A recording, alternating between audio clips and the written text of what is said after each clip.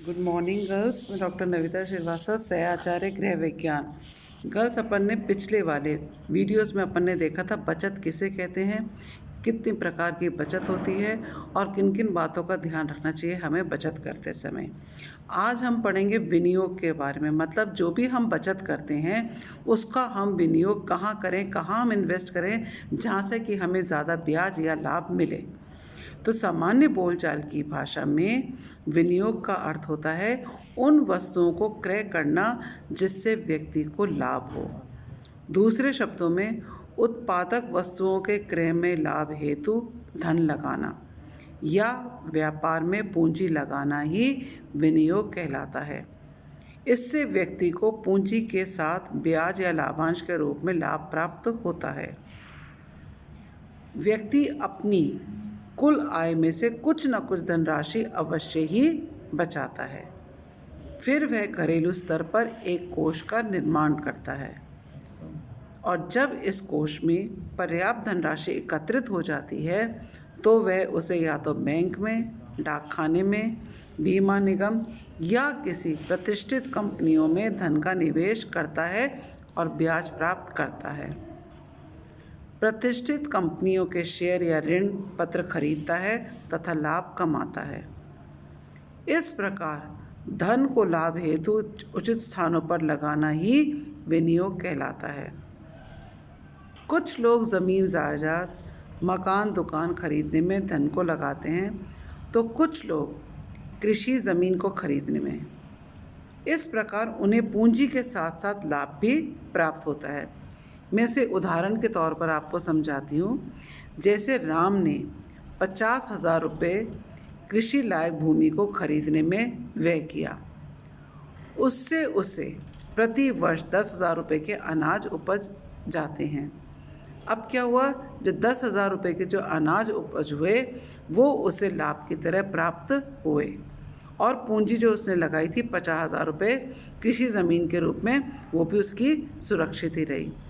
इतना ही नहीं, ज़मीन का मूल्य तो दिन प्रतिदिन बढ़ता ही जाता है और अगले वर्षों में तो उसकी ज़मीन की कीमत और बढ़ जाएगी।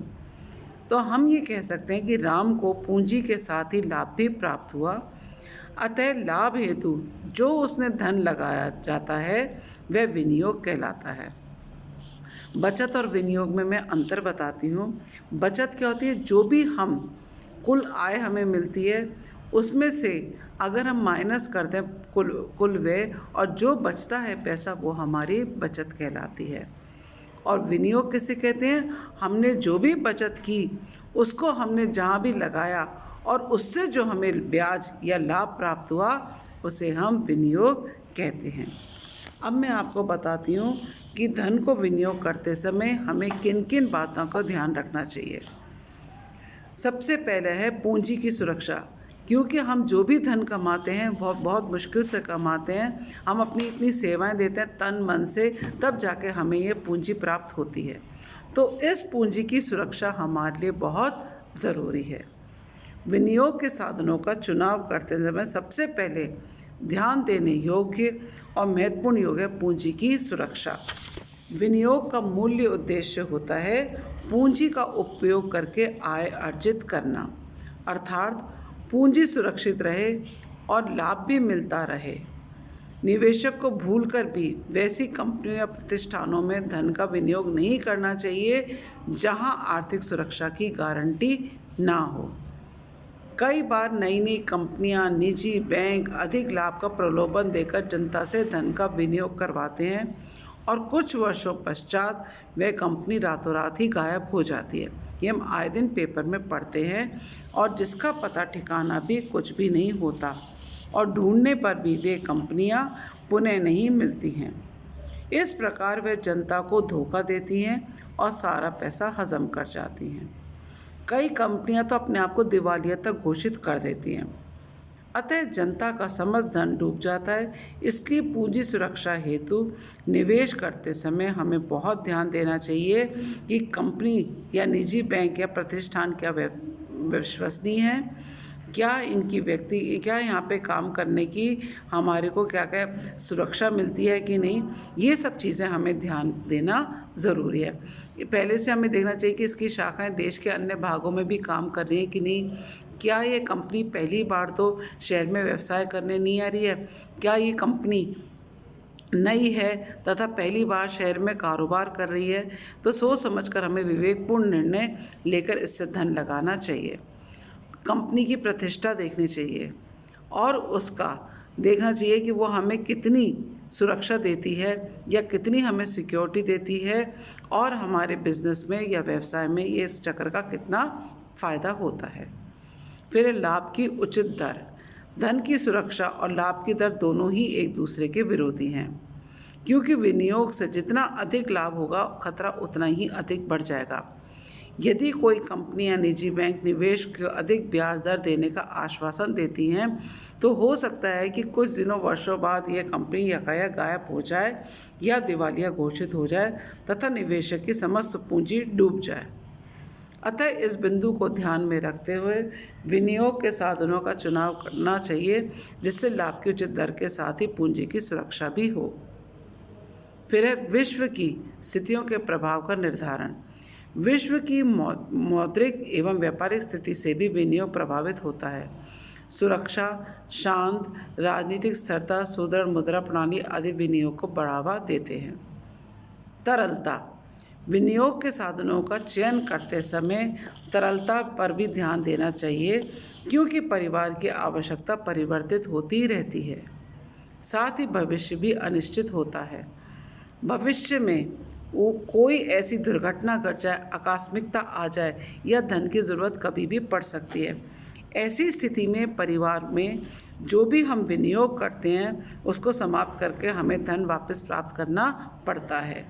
इसलिए परिवार को चाहिए कि विनियोग को समाप्त ना करते हुए जब जितनी ज़रूरत पड़े तभी उसको हमें निकलवाना चाहिए। तरलता से आशय है प्रतिभूतियों की विक्रय स्थिति या प्रतिभूतियों को बिना किसी त्याग मूल्य में नकद मूल्य में परिवर्तित करने की क्षमता। दूसरे शब्दों में और सरल शब्दों में हम कह सकते हैं, जब भी व्यक्ति या परिवार को धन की आवश्यकता हो, इसका विनियोग किया हुआ धन उसे तुरंत बिना किसी झंझट के प्राप्त हो जाना चाहिए। आमतौर पर क्या होता है, विनियोग में जितनी अधिक तरलता होती है उसका मूल्य उतना ही अधिक रहता है। विनियोगकर्ता को कम ब्याज लाभ मिलता है। अतः विनियोग से प्राप्त आय एवं तरलता को संतुलित होकर देखना चाहिए और सोच समझकर धन का विनियोग करना चाहिए। कई योजनाएं ऐसी होती हैं जिसमें कि धन एक निश्चित अवधि होने पर ही प्राप्त किया जा सकता है। फिर है विनियोग हेतु व्यवस्था एवं सतर्कता की आवश्यकता। हम जब भी अपना पैसा कहीं विनियोग करते हैं तो उसके साधनों का चयन करते समय हमारे मस्तिष्क में महत्वपूर्ण बात आनी चाहिए कि विनियोग करने से पूर्व कि क्या ये संस्था या कंपनी आदि के बारे में हमें समुचित ज्ञान अर्जित करना चाहिए। समुचित ज्ञान के अभाव में कई बार निवेशक को काफ़ी हानि सहन करनी पड़ती है। अतः जब तक विनियोग के साधनों के बारे में पूर्ण जानकारी प्राप्त नहीं कर ली जाए तब तक अपने धन का निवेश नहीं करना चाहिए। फिर है ऋण सुविधा। कुछ कंपनियां और निजी बैंक अपने ग्राहकों को विनियोजन के एवज में 75 से 90% तक ऋण सुविधा भी उपलब्ध करवाती हैं। नेक्स्ट पॉइंट है आकर्षक अवसर। निवेशक को अपना धन निवेश करने से पहले यह भी ध्यान रखना चाहिए कि जिस योजना में वह धन का विनियोग करने जा रहा है उसमें कुछ आकर्षक अवसर उपलब्ध हैं भी क्या नहीं। कई बार क्या होता है, ब्याज दर, लाभांश के साथ साथ कर मुक्ति, फ्री उपहार, सोने चांदी का सिक्का अथवा बोनस निवेशक को दिया जाता है। डाकखाना बचत बैंक में भी सोने चांदी सिक्के देने के लिए प्रावधान है। अल्प बचत योजना में भी समय समय पर फ्री उपहार दिए जाते हैं। इसमें सरकारी नियमानुसार परिवर्तन भी होता रहता है। फिर है लास्ट पॉइंट है संस्था की दूरी। विनियोजित के निवेशक के घर के आसपास होना चाहिए ताकि उसको आने जाने और संपर्क करने में अधिक मुश्किल ना हो और कठिनाइयों का सामना नहीं करना पड़े। विशेषकर ये बात होती है बड़े शहरों और महानगरों में।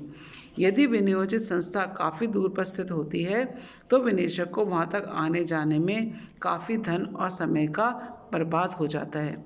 इस कारण ये सारे पॉइंट्स हैं जो कि अपन ने पढ़े कि विनियोजन करते समय हमें किन किन बातों का ध्यान रखना चाहिए।